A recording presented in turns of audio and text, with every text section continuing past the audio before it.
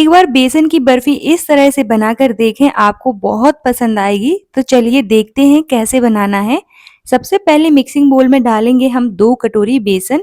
तो यहाँ पर क्वांटिटी आप अपने अकॉर्डिंग कम ज़्यादा कर सकते हैं। अगर आप कम बनाना चाहते हैं तो बेसन की क्वांटिटी को कम कर सकते हैं। 2 कटोरी बेसन डालने के बाद इसमें ऐड करेंगे हम 2 चम्मच देसी घी। तो यहाँ पर आपको 2 चम्मच ही घी डालना है, हमें ज़्यादा घी की ज़रूरत नहीं पड़ेगी इस टाइम पर। बस घी डालने के बाद इसमें ऐड करेंगे हम 2 चम्मच दूध। तो 2 ही चम्मच हमें दूध डालना है, दोनों की क्वांटिटी हम सेम रखेंगे, बस इतना ही दूध काफ़ी है। और अच्छे से इसको मिक्स कर लेना है। यहाँ पर हमें इसका मोइन देना है, तो अच्छे से दोनों हाथ से रगड़-रगड़ कर इसको इस तरह से मिक्स करिए ताकि इसमें दानेदार टेक्सचर आए। इस तरह से क्या होगा कि जो आपका बेसन है उसमें दाना बन जाएगा और आपकी जो मिठाई है दानेदार बनकर तैयार होगी। तो हमें बेसन को अच्छे से दोनों हाथ से 2 से 3 मिनट के लिए इस तरह से रगड़ना है, तभी जाके जो हमारा बेसन है उसमें दाने बनेंगे। तो इस तरह से कम 2 से 3 मिनट के लिए रगड़ते रहिएगा। तो देखिए बहुत आसान सी रेसिपी है, एक बार ज़रूर ट्राई करिएगा, आपको बहुत पसंद आएगी।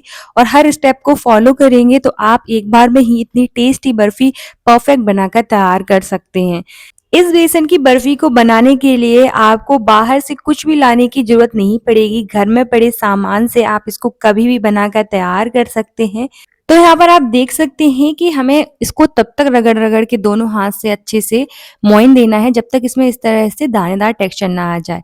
जब इस तरह से दाने बन जाएँ तो हम कोई भी थाली लेंगे और उसको छन्नी की मदद से छान लेंगे, ताकि जो मिक्सचर में बड़े-बड़े लम्स हैं वो निकल जाएँ। आप चाहें तो इसको ग्राइंडर जार में डाल के भी ग्राइंड कर सकते हैं। तो इस तरह से छानने की ज़रूरत नहीं पड़ेगी, लेकिन मैंने यहाँ पर इस तरह से उसको बढ़िया से छान लिया है। और जो बड़े-बड़े इसमें लम्स हैं उनको हाथों की मदद से इस तरह से प्रेस करेंगे तो वो भी अच्छे से छन जाएँगे।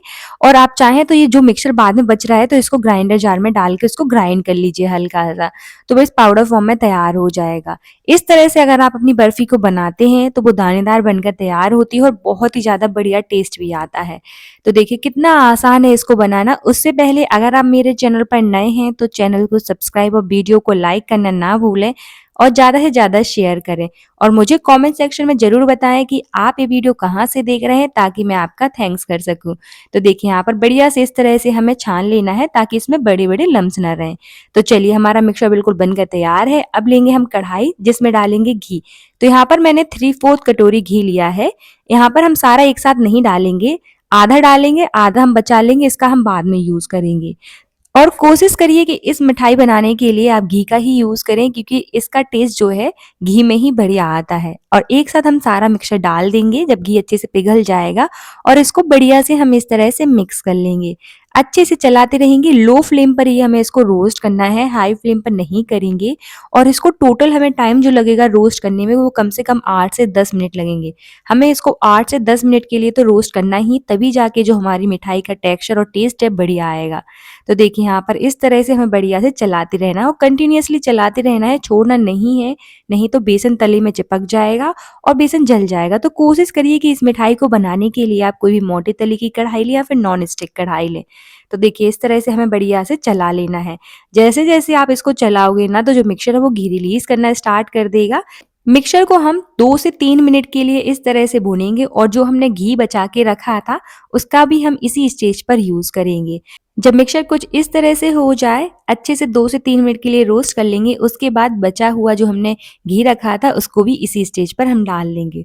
सारा हम घी डाल देंगे। तो यहाँ पर मैंने जो टोटल घी यूज़ किया है वो 3/4 कटोरी किया है। आप चाहें तो थोड़ा-सा कम भी कर सकते हैं। बस इस तरह से हमें अच्छे से इसको चलाते रहना है, अच्छे से मिक्स करते रहना है और इसको हमें तब तक पकाना है जब तक इसमें बढ़िया सा टेक्सचर ना आ जाए और अच्छे से फ्लफी जैसा ना बन जाए हमारा मिक्सचर। तो चलाते-चलाते कुछ इस तरह से होता जाएगा हमारा मिक्सचर, लेकिन कंटिन्यूअस इसको चलाते रहिएगा और लो फ्लेम पर ही इसको रोस्ट करिएगा। हाई फ्लेम पर तो हमें बिल्कुल नहीं करना है इसको, तो बिल्कुल गैस का फ्लेम लो ही रखिएगा। तो देखिए यहाँ पर घी रिलीज़ भी कर दिया है बेसन ने और इस तरह का हमारा जो है मिक्सचर होता जाएगा। जितना आप चलाओगे ना उतना ही फ्लफी बन जाएगा और इस तरह से लूज़ होता जाएगा और इसमें बढ़िया सा दानादार टेक्सचर भी आएगा। वीडियो को एंड तक ज़रूर देखिएगा, तभी जाके आपको ये वीडियो समझ में आएगी और हर स्टेप को फॉलो करिएगा। जैसे मैंने बताया वैसे ही अगर आप बनाते हैं तो एक बार में ही आपकी मिठाई जो है परफेक्ट बन जाएगी। जब कुछ इस तरह से हो जाए हमारा मिक्सचर, तो हम इसमें ऐड करेंगे दूध। तो हमें ज़्यादा दूध नहीं डालना है, 4 से 5 चम्मच ही हम इसमें ऐड करेंगे, लेकिन 2 पैचेस में डालेंगे हम।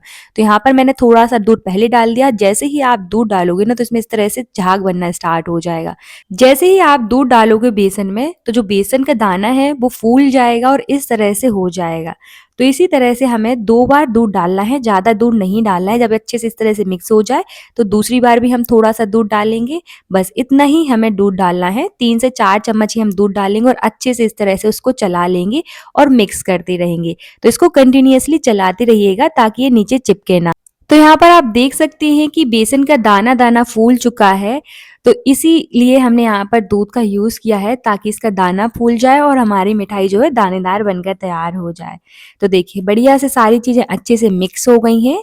अब हम कर देंगे गैस बंद और इसको हम साइड में रखेंगे। अब इसको हमें ज़्यादा पकाना नहीं है। तब तक के लिए हम आगे की तैयारी कर लेते हैं। यहाँ पर लेंगे हम थाली, जिसमें भी आप बर्फी सेट करना चाहते हैं, कोई भी बर्तन ट्रे ले लीजिए। उसको बढ़िया से घी से या फिर ऑयल से ग्रीस कर लीजिए। तो मैंने यहाँ पर बढ़िया से उसको घी से ग्रीस कर लिया है थाली को। पहले से ये काम करके हम रख लेंगे। अब यहाँ पर कोई भी बर्तन ले लीजिए। तो यहाँ पर जिस कटोरी से मैंने बेसन लिया था, उसी कटोरी से मैंने चीनी ली है। ये एक कटोरी से थोड़ी सी कम है, ज़्यादा कम नहीं है, 1-2 चम्मच ही कम है। तो हम चीनी लेंगे, यहाँ पर डालेंगे जितनी हमने चीनी ली है उसका आधा पानी यूज़ करेंगे, साथ ही में इलायची पाउडर डालेंगे और बढ़िया से हमें चीनी को डिज़ोल्व कर लेना है। और साथ ही में यहाँ पर हम डालेंगे थोड़ा-सा फूड कलर। तो ये बिल्कुल ऑप्शनल है, अगर आप नहीं डालना चाहते हैं तो इसको स्किप कर सकते हैं। मैंने यहाँ पर थोड़े-से फूड कलर का यूज़ किया है। बस अच्छे से यहाँ पर हमें एक तार वाली चाशनी बनाकर तैयार करना है। यहाँ पर आप चीनी की क्वांटिटी थोड़ी बहुत कम कर सकते हैं, बट ज़्यादा मत करिएगा। तो हर चीज़ को मेज़रमेंट के अकॉर्डिंग ही डालिएगा। कोई भी कप या कटोरी सेट कर लीजिए, उसी से सारी चीज़ें ऐड करिएगा ताकि आपकी बर्फी एक बार में ही परफेक्ट बनकर तैयार हो जाए। जब चीनी अच्छे से डिज़ोल्व हो जाए, तो इस तरह से हम एक तार वाली चाशनी बनाकर तैयार करेंगे। अगर इस तरह से एक तार बन रहा है तो समझ जाइए कि हमारी चाशनी बिल्कुल बनकर परफेक्ट है। अब जो हमने मिक्सचर रखा था रोस्ट करके बेसन का, उसको लेंगे, गैस का फ्लेम हम लो रखेंगे और जो हमने चाशनी बनाकर तैयार करी है उसको हम डाल देंगे। तो एक साथ ही हमें सारी चाशनी डाल देनी है और अच्छे से बढ़िया से इसको लो टू मीडियम फ्लेम पर चलाते रहना है। और इसको हमें ज़्यादा नहीं पकाना है, सिर्फ हम 1 मिनट के लिए ही पकाएंगे।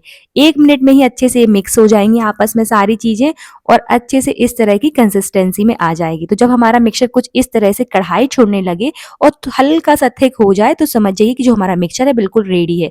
अगर आप इसको ओवर कुक करेंगी तो ये हार्ड बन जाएगी। तो देखिए यहाँ पर आप देख सकते हैं कि धीरे-धीरे जो मिक्सचर है उसने कढ़ाई छोड़ना स्टार्ट कर दिया है। जब मिक्सचर कुछ इस तरह से हो जाए, इस स्टेज पर आ जाए, तो हम गैस बंद कर देंगे। तो चलिए इसी स्टेज तक हमें इसको बढ़िया से मिक्स करना था। हमारा मिक्सचर बिल्कुल रेडी है। अब इसको हम ट्रांसफर करेंगे ग्रीस की हुई थाली में, जो हमने पहले से ही इसको ग्रीस करके रख लिया था। तो यहाँ पर गरम में ही हमें तुरंत इसको ट्रांसफर कर देना है और अच्छे से स्प्रेड कर देंगे और यहाँ पर हम इसको ड्राई फ्रूट से गार्निश कर देंगे। तो जो भी आपको यहाँ पर ड्राई फ्रूट्स पसंद है उससे गार्निश कर सकते हैं। तो मैंने यहाँ पर कुछ पिस्ता और बादाम को कट करके रखा था, उससे गार्निश किया है। आप अपने मन पसंदीदा ड्राई फ्रूट से इसको गार्निश कर सकते हैं। गरम में ही हम इसको डाल देंगे इस तरह से और टैप कर देंगे स्पैचुला की मदद से ताकि अच्छे से सेट हो जाए और इसको हम ठंडा होने के लिए छोड़ देंगे।